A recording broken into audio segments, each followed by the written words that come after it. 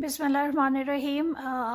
پھر آپ سے باتیں ہوں گی۔ کچن میں مولیوں کے پراٹھے بنا رہی تھی تو میں نے سوچا کہ کیوں نہ آپ سے کچھ اچھی اچھی باتیں کریں۔ نفسا نفسی کا عالم ہے نا، تو عجیب سا ہی دل خفا رہتا ہے جب کوئی کسی کے بارے میں مذاق اڑائے، کسی کی غیبت کرے، کسی کی عزت اچھالے۔ آج کل یوٹیوب پر یہ کچھ ہو رہا ہے، تو میں کہتی ہوں کہ اتنا اچھا پلیٹ فارم ہے، کوئی تو ہو جو اچھی بات کرے، کوئی تو ہو جو خوشگوار موڈ میں نصیحت کرے، کوئی تو ہو جو یہ کہے کہ تم نے دل نہیں ہارنا، تم نے ہمت نہیں ہارنی، اور ہم جو ہیں وہ تمہارے ساتھ ہیں۔ اور یہ بڑا اچھا پلیٹ فارم ہے، یہاں پر آپ ایسے لوگوں کے ساتھ جڑ جاتے ہیں جو آپ کے خونی رشتے تو نہیں ہیں بیسیکلی، لیکن آپ کو بہت زیادہ اپریشیٹ کرتے ہیں۔ یہ جو مولی کا پراٹھا ہے، اس میں میں نے نمک، لال مرچ، دھنیا تو ویسے اوپر سے ڈالا ہے، لیکن پیسا پتہ ہے میں نے کیا ہے، میں نے سبز مرچ اور دھنیا، پودینہ اور انار دانہ اس میں پیس کے میں نے اس میں ڈال دیا۔ مجھے تھوڑا سا نا ہر وقت ڈفرینٹ سا ٹیسٹ چاہیے ہوتا ہے ہر چیز میں۔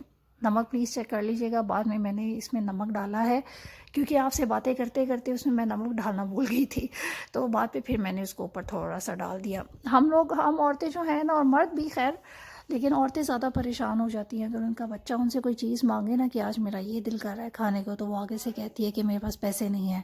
اور آج کل حالات ایسے ہیں، کرونا کے بعد جو ہے وہ زندگی ایک دم سے بدل گئی ہے، حالات بہت زیادہ چینج ہو گئے ہیں۔ اس کا ذمہ دار ہم نہیں ہیں، لیکن ظاہر ہے قیامت نے بھی تو آنا ہے نا، زمین کو بھی لپیٹا جائے گا، اور ہم لوگ بھول بیٹھے ہیں کہ ہم نے مرنا بھی ہے۔ تو اسی لیے اللہ سے دوری نے ہمارے اندر نا اس چیز کو زیادہ، تجسس نہیں کہتے اس چیز کو، ہم لوگ ہر وقت پریشان رہتے ہیں دولت کمانے کے پیچھے، دولت مل جائے، پیسہ مل جائے، ہم امیر ہو جائیں، ہم گاڑی لے لیں، ہم بنگلے لے لیں، چاہے اگلے دن ہی وہ سارا کچھ فنا ہو جائے۔ اس چیز کی دعا کوئی نہیں کر رہا اس وقت۔ شاید یہ میرا پوائنٹ آف ویو ہے، آپ لوگوں کا پوائنٹ آف ویو ڈفرینٹ بھی ہو سکتا ہے۔ Do comment and right please. یہاں پر میں آپ لوگوں کو اپنی زندگی سے ریلیٹڈ کچھ ایسی چیزیں بتانا چاہتی ہوں، وظیفہ کہہ لیں یا کچھ بھی کہہ لیں، جو آپ کی زندگی کو یکدم بدل دے گا اور آپ کو کسی کے آگے ہاتھ پھیلانے کی ضرورت نہیں رہے گی۔ شادی جب میری نہیں ہوئی تھی تو میں نماز کی پابند تو تھی، لیکن پھر میری امی نے میری ایک عادت بنا دی تھی، انہوں نے کہا تم نے عشاء کے بعد نا تم نے یہ سورت ضرور پڑھنی ہے۔ میں اسے لگاتار پڑھتی رہی، دل نہیں بھی کبھی چاہتا تھا، لیکن پھر بھی امی کی نصیحت تھی تو وہ میں نے اس کو کیا، اور میں نے اپنے گھر میں چینجز دیکھے۔ اس وقت تو سمجھ نہیں آتی تھی، لیکن اب میں ماں بھی بن گئی ہوں اور گھر کے معاملات بھی چلاتی ہوں، تو مجھے نظر آتا ہے کہ ہاں کس طرح مائیں جو ہے اپنی بیٹیوں کی یا بیٹوں کی تربیت کرتی ہیں اور انہیں مشکل وقت سے لڑنے کا طریقہ بتاتے ہیں۔ ہم مائیں تو بچوں کو یہ کہہ رہی ہوتی ہیں تم انسٹاگرام پہ یہ پوسٹ کر لو، تم یوٹیوب کا یہ چینل بنا لو، تم ایسے کر لو، تم ایسے کر لو، تم کامیاب ہو جاؤ گے۔ اصل میں یہ دنیاوی کامیابی ہے، لیکن ہم ایز اے مسلم دنیا اور آخرت کی کامیابی کیا ہے وہ ہم نے اپنے بچوں کو سکھانی ہے۔ یا شاید آج کل کی ماں اتنی زیادہ بزی ہو گئی ہے کہ اس کو ٹائم ہی نہیں ملتا کہ وہ اپنے بچوں کو دین کی طرف بھی لے کے اپنے بچوں کو بتائے کہ دیکھو یہ وقتی پریشانیاں ہیں، یہ چلی جائیں گی، تمہارا مقصد ہی اس دنیا میں آنے کا یہ ہے کہ تم نے اپنے رب کی رضا میں راضی رہنا سیکھنا ہے، اور جو کچھ تمہارے پاس نہیں ہے تم نے اس پر صبر و شکر کرنا ہے۔ لیکن آج کل کوئی ایک دوڑ لگی ہوئی ہے، اسپیشلی پاکستان میں۔ میرے بیٹے نے ایک دفعہ مجھے کہا کہ میں یوٹیوبر بن جاؤں، تو میں نے اس کو کہا یہ یوٹیوبر بن کے تمہیں کیا ملے گا؟ تو اس نے کہا بہت سارا پیسہ۔ تو میں نے کہا اچھا جب تمہیں بہت زیادہ پیسہ ملے گا تو تم اس کا کیا کرو گے؟ تو اس نے کہا کچھ نہیں کروں گا، گھر بناؤں گا، فراری لوں گا، ملک ملک گھوموں گا، یہ کروں گا وہ کروں گا۔ تو میں نے اس کو آگے ایسے صرف آرام سے یہ کہا کہ اگر تم یوٹیوبر بن بھی جاؤ گے تو وہ کام کرنا جس سے دوسروں کو فائدہ ہو۔ اگر تمہارے پاس بہت زیادہ پیسہ آ بھی گیا تو تم نے وہ چیزیں کرنی ہیں جس سے جو غریبوں کے کام آئے، یہ نہیں کہ تم نے وہ سارا پیسہ تو اپنے اوپر خواتین لگا و دینا۔ حضرات، اتنی لمبی بات کرنے کا مقصد صرف یہی تھا میرا کہ ہم لوگوں کو ضرورت ہے اس وقت اپنے اللہ تعالیٰ کے ساتھ کنیکٹ ہونے کی۔ اگر ہم لوگ نہیں ہوں گے نا تو بے شک ہمارے بینکس میں جتنے مرضی پیسے پڑے ہوں، ہمارے گھر میں بہت برے طریقے سے فاقے بھی آئیں گے، اور ہم لوگ اپنے بچوں سے بھی ہاتھ دھو بیٹھیں گے۔ جتنا بھی نفسا نفسی کا عالم ہے نا، اب آپ دیکھ لیں کیا ہو رہا ہے، ٹک ٹاکرز کے ساتھ کیا ہو رہا ہے، یوٹیوبرز کے ساتھ کیا ہو رہا ہے۔ کوئی عزت ہے ان لوگوں کی؟ کوئی عزت نہیں ہے۔ تو آج میں جو وظیفہ آپ لوگوں کے ساتھ شیئر کرنا چاہ رہی ہوں اس کا تعلق آپ کے رزق سے ہے۔ گھبرایا نہ کریں، اللہ تعالیٰ کی ذات جو ہے وہ بہت رحیم اور کریم ہے، اس نے ہمیں پیدا کر کے وہ ہمیں بھول نہیں گیا، وہ ہمارا رازق ہے۔ اس چیز پر ایمان رکھیں کہ وہ اگر آپ اس کے چند کلمات پڑھیں گے یا کوئی ایسی چیزیں کریں گے جس سے اس کی توجہ آپ کی طرف آئے گی تو وہ ڈیفینیٹلی آپ کو ضرور نوازے گا۔ پہلے تو کوشش کریں کہ آپ 5 نمازیں پڑھیں، ٹھیک ہے، 5 نمازیں پڑھیں۔ ہم لوگوں کی زندگی کے معاملات ایسے ہیں کہ ہم نمازیں تو پڑھتے ہیں لیکن جھوٹ، فراڈ، غیبت، دوسروں کی عزتیں اچھالتے ہیں، یہ سب کچھ کرنے میں ہم لگے ہوئے ہیں۔ تو یاد رکھیں کہ اس رزق کا کوئی فائدہ نہیں ہے۔ آپ اتنے اچھے اچھے کھانے بھی بنائیں گے لیکن بیٹھ کے اس کے اوپر غیبت کریں گے تو وہ جو کھائیں گے آپ اندر، تو وہ کیا بنے گا اندر جا کے؟ زہر ہی بنے گا نا۔ اس چیز کو سنیں، میری بات کو انڈرسٹینڈ کریں میں کیا کہہ رہی ہوں۔ اپنے گھر میں سورہ بقرہ صبح لگایا کریں، ٹھیک ہے، 5 نمازیں پڑھیں، اپنے بچوں کو اس طرف لے کے آئیں، خرافات سے بچیں، حلال اور حرام میں تمیز رکھیں کہ ہم نے اپنے بچوں کو حلال کھلانا ہے کہ حرام کھلانا ہے۔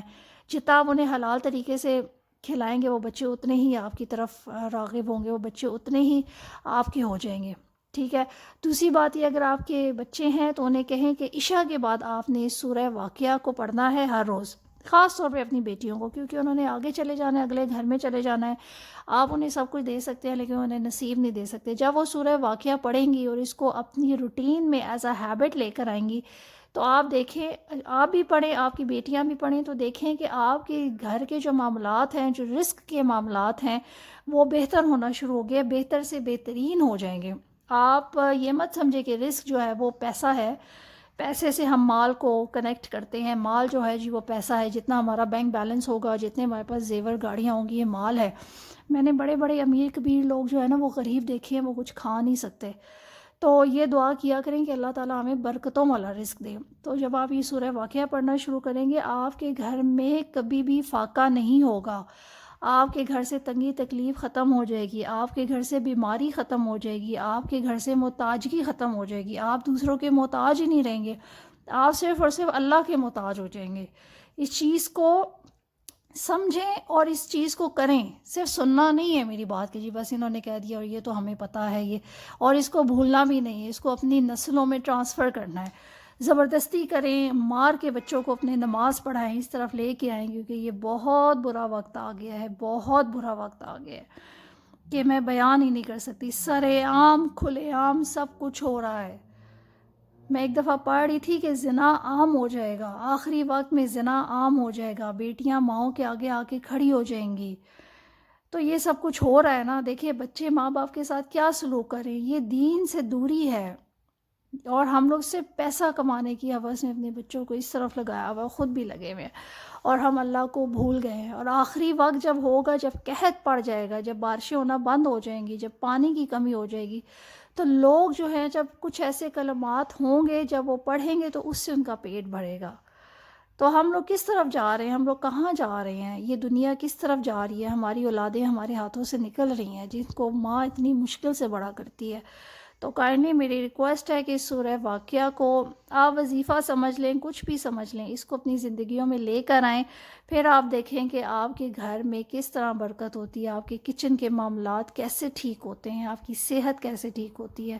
اور اللہ سے مانگے، خیر مانگا کریں، اللہ سے کہا کریں یا اللہ تو نے مجھے رزق دیا ہے، یہ خیر والا رزق دے، برکتوں والا رزق دے، مجھے ایسا نہیں چاہیے رزق جس میں جو میں جھوٹ کما کے لاؤں تو وہ آگے حلال بن جائے۔ نہیں، پھر ان چیزوں کے پڑھنے کا کوئی فائدہ نہیں ہوتا، آپ کی نماز کا کوئی فائدہ نہیں، آپ کے قرآن کا کوئی فائدہ نہیں، جب آپ لوگوں کے ساتھ جھوٹ بولتے ہیں نا، اور ان کے ساتھ برا کرتے ہیں، ان کی غیبتیں کرتے ہیں۔ غیبت ایسا ہے جیسے آپ اپنے بھائی کا حرام گوشت کھا رہے ہیں، مطلب کچھ انڈرسٹینڈ کریں اس چیز کو۔ یوٹیوب بھرا ہوا ہے ایسے لوگوں سے جو دوسروں کی عزتیں اچھال رہے ہیں صرف اور صرف ویوز اور پیسہ حاصل کرنے کے لیے۔ تو میری ان سے ریکویسٹ یہی ہے کہ کائنڈلی آپ کوئی بھی کام کرتے ہیں تو اپنی آنے والی نسلوں کو دیکھیں، ہو سکتا ہے وہ اپاہج پیدا ہوں، ہو سکتا ہے وہ گنگی بہری ہوں، ہو سکتا ہے وہ فتنے والی اولاد پیدا ہو۔